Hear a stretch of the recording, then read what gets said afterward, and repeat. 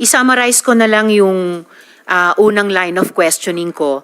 The point of my question tungkol sa assuming responsibility or not kina Kian, Carl Anthony Nunez, itatanong ko rin dapat si Althea Barbon na 4 years old, at si Carl Arnaiz, at si Reynaldo de Guzman alias Kulot,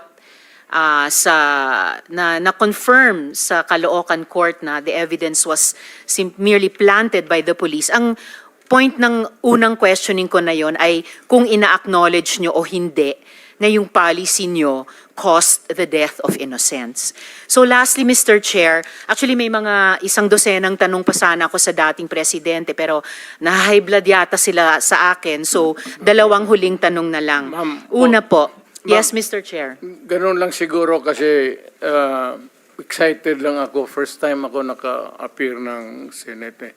But walang personalan yan.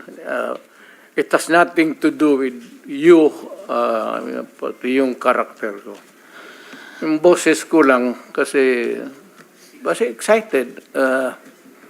But if we are offended by the demeanor, then mag-change gear ako. I'll try to do it with moderation. Salamat kaayo, Mr. Continue, ma'am. Chair. Continue. Salamat kaayo, Mr. Chair.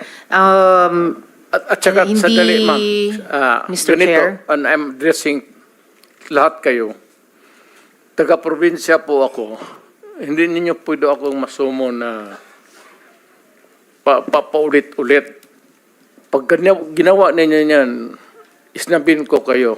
Wala akong pera. I am not that rich na mag-travel dito sa aeroplano. Mahal yan. I am, bubuhay ako sa retirement pay ko. So, pati itong pamasahe ko, retirement pay ko yan. Wala akong negosyo ever since. Gobyerno lang ako. I have been an employee of government ever since. Kaya, I do not have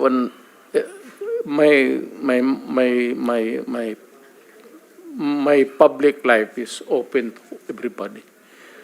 So, magastos masyado, ma'am. Kaya, kung maari lang, tapusin natin ito hanggang bukas. Huwag na tayong umalis dito. Thank you, Mr. President. Salamat kaayo, Mr. Yes, sir. Chair.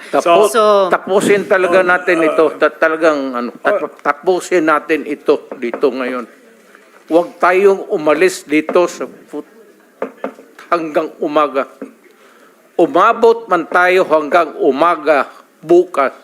Huwag tayong umalis dito. Tapusin natin dito.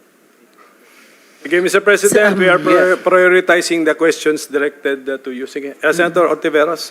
Salamat kaayo, Mr. Chair. So,